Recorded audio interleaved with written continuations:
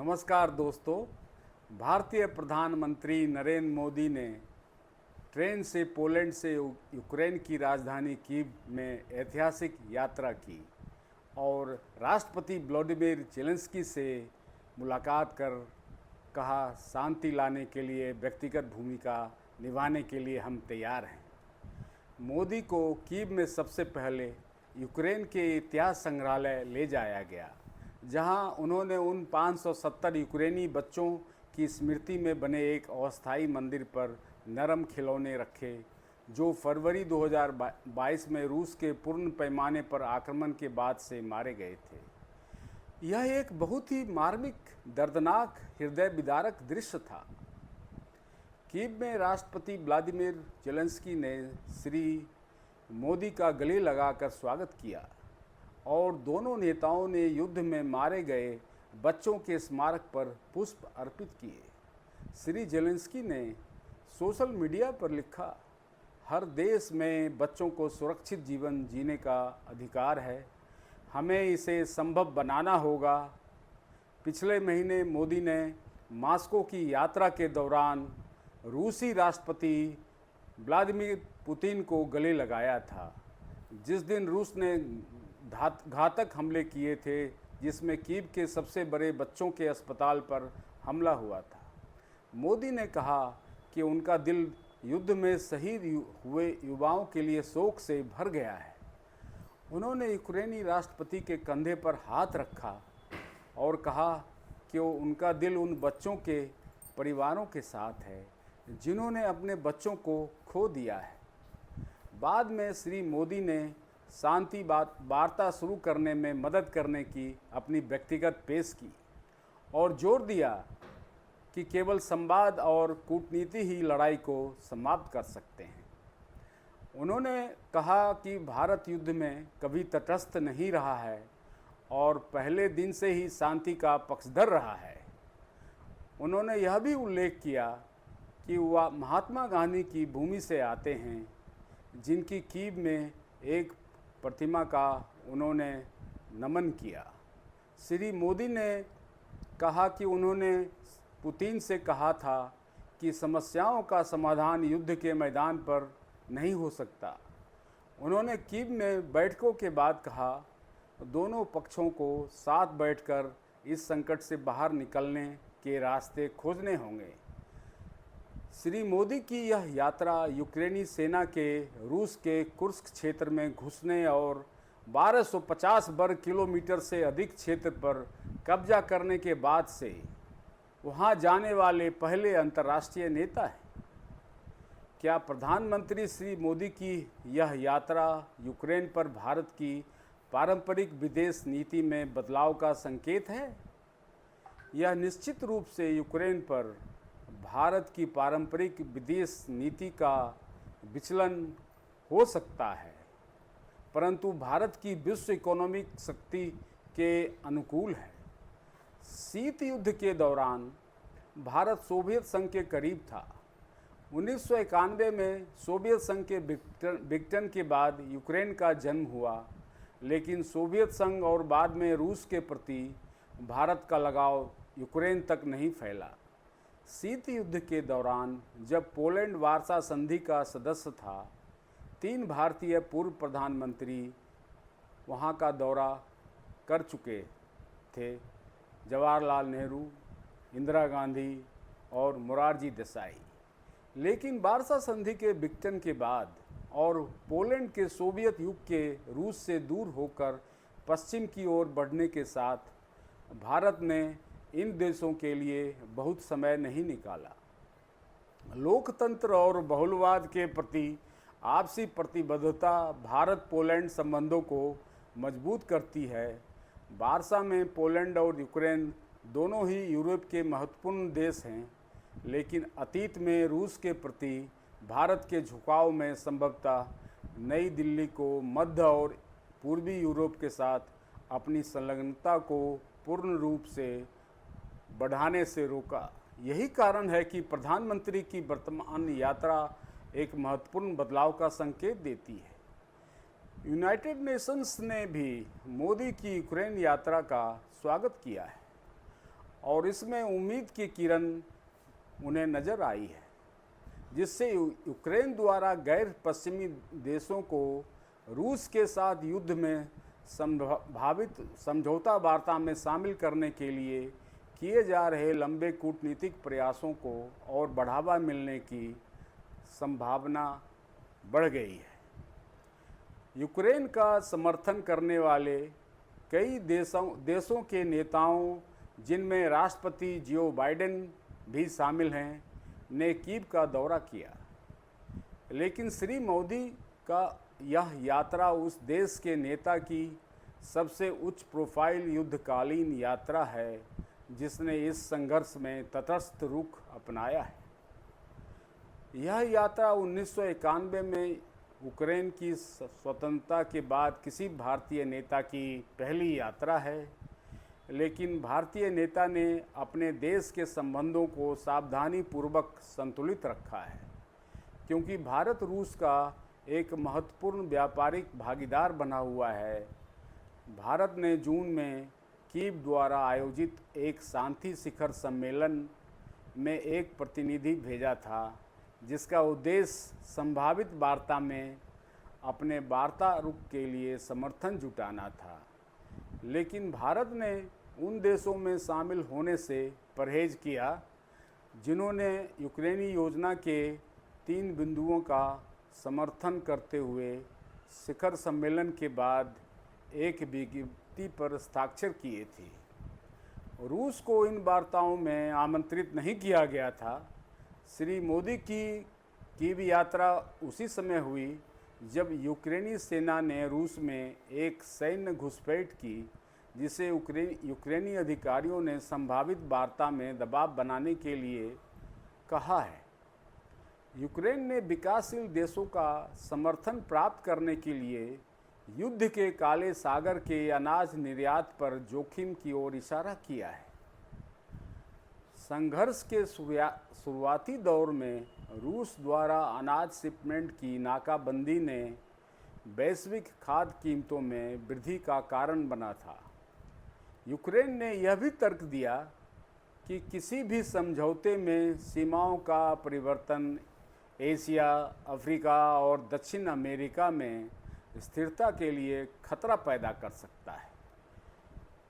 Kings college London में अंतर्राष्ट्रीय संबंधों के प्रोफेसर हर्ष बी पंत ने एक साक्षात्कार में कहा कि मोदी की कीव यात्रा का उद्देश्य यूक्रेन में युद्ध पर वैश्विक दक्षिण की आवाज़ के रूप में भारत की स्थिति को स्थापित करना है। उन्होंने कहा कि यात्रा ने गरीब देशों पर इस संघर्ष के प्रभाव के बारे में चर्चा करने का अवसर प्रदान किया है। भारत यह भी चाहता है कि एक समझौता हो ताकि रूस को और अलग थलग होने से रोका जा सके, जिससे मॉस्को और चीन के बीच गठबंधन मजबूत हो सकता है, जो एशिया में भारत का प्रतिद्वंदी है। भारत अपनी सेना के लिए रूसी हथियारों पर निर्भर है और यूक्रेन युद्ध के दौरान उसने उन रूसी कंपनियों से रियायती तेल खरीदा है जिन्हें अमेरिका और यूरोप द्वारा प्रतिबंधित किया गया है। श्री मोदी ने यूक्रेन में अपने आगमन की घोषणा करते हुए यूक्रेन में रहने वाले भारतीय समुदाय के सदस्यों द्वारा कीव में स्वागत किए जाने की तस्वीरें ट्विटर पर पोस्ट की। उन्होंने सोशल मीडिया पर लिखा, आज सुबह कीव पहुंचा, भारतीय समुदाय ने बहुत गर्मजोशी से स्वागत किया।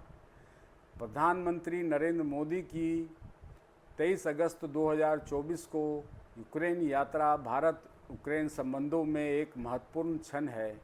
यह यात्रा रूस के साथ चल रहे संघर्ष के बीच द्विपक्षीय संबंधों को मजबूत करने के एक महत्वपूर्ण कदम के रूप में देखी जा रही है और भारत की बदलती विदेश नीति के दृष्टिकोण को दर्शाती है। 6 हफ्ते पहले राष्ट्रपति जेलेंस्की ने मोदी द्वारा रूसी नेता को गले लगाने पर अपनी बहुत बड़ी निराशा व्यक्त की थी। शुक्रवार को मोदी ने जेलेंस्की को गले लगाकर यह संदेश जेलेंस्की को और पूरे विश्व को दिया कि यह भारतीय संस्कृति है। भारतीय संस्कृति में हम किसी को गले लगाकर स्वागत करते हैं। और जेलेंस्की चूँकि यूएसएसआर रसिया का ही एक अंग थे, वो भी उसी परिवार यूएसएसआर का हिस्सा थे और अकेले 900 दिन से ऊपर 2.5 वर्ष का युद्ध झेल रहे हैं। युद्ध प्रारंभ के समय यह कयास लगाया जा रहा था कि जेलेंस्की 24 घंटे भी नहीं टिक पाएंगे, वो तो उड़ जाएंगे। और बिना किसी न्यूक्लियर वेपन के रसिया, जिसके आर्सेनल में 500 से भी ज़्यादा न्यूक्लियर बम का जखीरा, 5000 से ज़्यादा न्यूक्लियर बम का जखीरा है, से लड़ाई किया। यह आने वाले इतिहास में जेलेंस्की का नाम एक योद्धा के रूप में याद किया जाएगा। और प्रधानमंत्री श्री नरेंद्र मोदी का यूक्रेन जाकर उस जज्बे को पीठ थपथपाकर सलाम करना भी है और युद्ध के बाद शांति की थपथपाहट का पैगाम भी है। अगले दिन 24 अगस्त को यूक्रेन का झंडा दिवस है, जिसका तैयारी धूमधाम से वहाँ पर हो रही है। मोदी और जेलेंस्की ने यूक्रेन के रूस में चल रहे घुसपैठ पर भी चर्चा की। हालांकि उस बातचीत का विशिष्ट विवरण उपलब्ध नहीं है। यूक्रेन के राष्ट्रपति जेलेंस्की ने मोदी से यूक्रेन की क्षेत्रीय अखंडता पर संयुक्त बयान पर हस्ताक्षर करने का अनुरोध किया। हालांकि मोदी ने केवल हमारी संप्रभुता और क्षेत्रीय अखंडता का समर्थन करने के लिए धन्यवाद व्यक्त किया। दोनों नेताओं ने इस ऐतिहासिक दिन का स्वागत किया और रक्षा और व्यापार में संबंधों को मजबूत करने का संकल्प लिया।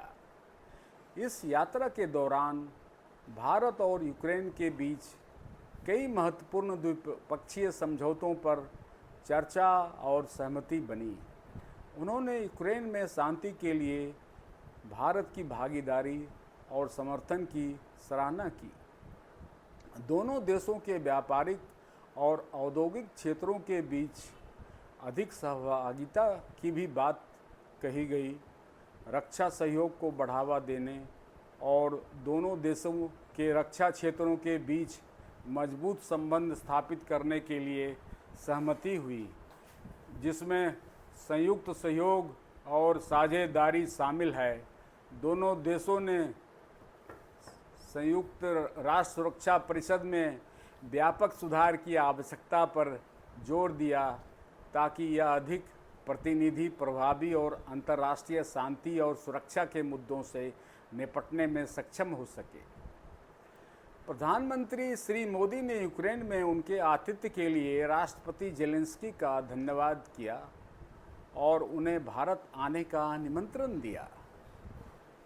मोदी ने 4 मोबाइल अस्पतालों, जिन्हें भारत स्वास्थ्य पहल के तहत सहयोग हित और मैत्री भीष्म क्यूब्स कहा जाता है, जो पैराशूट की तरह ऊपर से एक अस्पताल के रूप में ज़मीन पर गिरा दिया जाता है और वहाँ पर जो घायलों हैं उनको इलाज किया जाता है। उसमें सारे उपकरण होते हैं।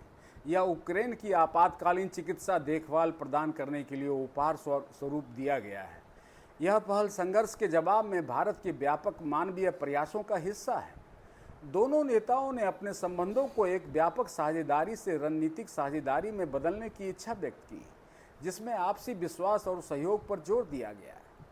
यह भारत की विदेश नीति में एक बदलाव को दर्शाता है, जिसका उद्देश्य यूक्रेन संघर्ष से प्रभावित भू राजनीतिक परिदृश्य के बीच गैर पश्चिमी देशों के साथ अधिक सक्रिय रूप से जुड़ना है।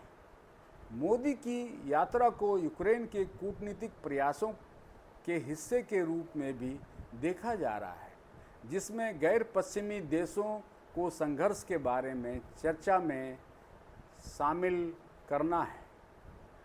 भारत ने अपने विदेश नीति में एक रणनीतिक संतुलन बनाए रखा है। कुछ लोग यह कह सकते हैं कि क्या ये यात्रा जेलेंस्की को खुश करने के लिए है? नहीं, ऐसा नहीं है। भारत एक विश्व शक्ति है। भारत विश्व का 5वां सबसे बड़ा आर्थिक शक्ति है। तो भारत यूरोप में अपनी उपस्थिति बढ़ाने और अपने अंतर्राष्ट्रीय संबंधों को विविध बनाने की व्यापक पहल का हिस्सा है यह यात्रा, खासकर बदलती भू राजनीतिक गतिशीलता के आलोक में। जेलेंस्की ने ट्वीट पर भारत के प्रधानमंत्री श्री नरेंद्र मोदी का दौरा का विस्तृत जिक्र किया है और उन्होंने उनका आभार व्यक्त किया है। भारत के सहयोग के प्रति युद्ध में उनकी संभावना, उनका जो समर्थन रहा है यूक्रेन के लोगों को, उसके लिए यहाँ यह भी बता दूं कि जब रशिया से और यूक्रेन से जब भारत के विद्यार्थी आते थे तो बस में यह बोर्ड लगा रहता था कि इंडियन स्टूडेंट्स, तो उस पर चाहे रशिया हो चाहे यूक्रेन हो, किसी भी सेना ने हमला नहीं किया। ये जज्बा है प्रधानमंत्री का, ये संबंध है भारत का, विदेशी संबंध। इसी से आप आकलन कर सकते हैं कि भारत का रुतबा कितना बढ़ रहा है। हमारे लिए यह महत्वपूर्ण है कि भारत अंतर्राष्ट्रीय कानून के प्रति प्रतिबद्ध बना हुआ है और हमारी संप्रभुता और क्षेत्रीय अखंडता का समर्थन करता है। इन्हीं शब्दों के साथ मैं अपनी बात समाप्त करता हूँ। जय हिंद।